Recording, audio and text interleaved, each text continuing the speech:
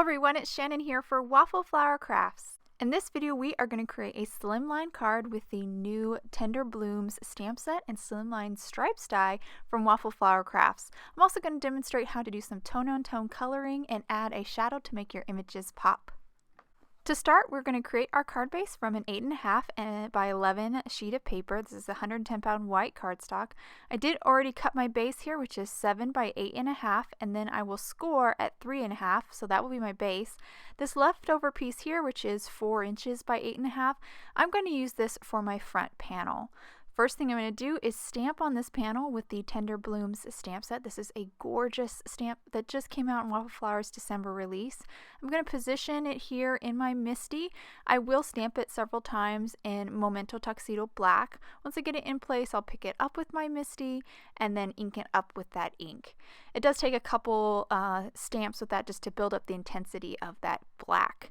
Now that I've stamped that first section, I guess, of flowers, I'm going to reposition my panel here, and you can see part of it sticking out of my Misty because I can't fit the whole stamp in the Misty in the place that I want it and have my whole panel still in there. But I'm going to place a piece of painter's tape down, and that's going to work kind of as a little edge, so I can make sure that my paper is always in that exact same spot. So when I stamp these flowers multiple times, I've always stamped them in the exact same spot. So a little edge is really helpful for when you kind of have to, go outside of the well of your Misty. So I did stamp it a third time just to get that little edge there. And now I'm going to actually die cut this panel with the Slimline Stripes die.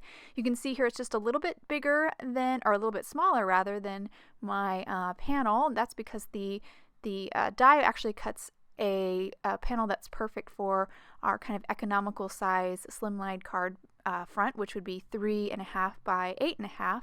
And I just ran it through my die cutting machine, and now I have kind of cut up that front panel, and I'll be ready to add some color to the stripes.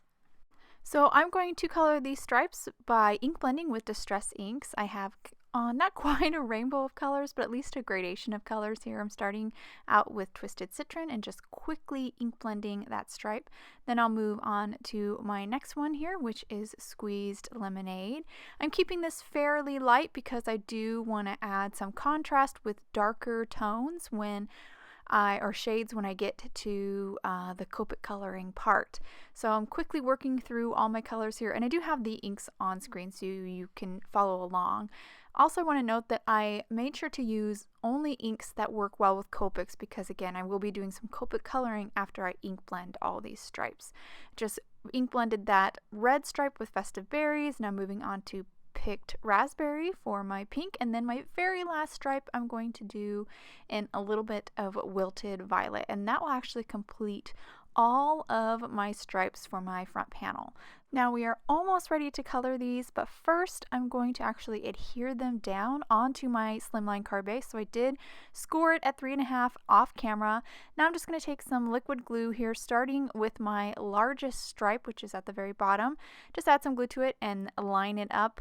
I like to use liquid glue here because it gives me a little bit of wiggle room to just kind of make sure I get these straight before they really are stuck down onto that card front. But you could definitely use tape if you prefer. Almost done here, finishing up with my Picked Raspberry, and then of course my last stripe in the Wilted Violet. So now that that's all stuck down, I'm going to now finally move on to the coloring, which will really start to make these flowers pop. So I'm zoomed in here quite a bit, and we're going to start with a couple greens for the bottom section here for this Twisted Citron section. I'm actually starting with my lightest green here, which is G14, and I'm starting kind of at the base of the leaves and at the center of the flowers.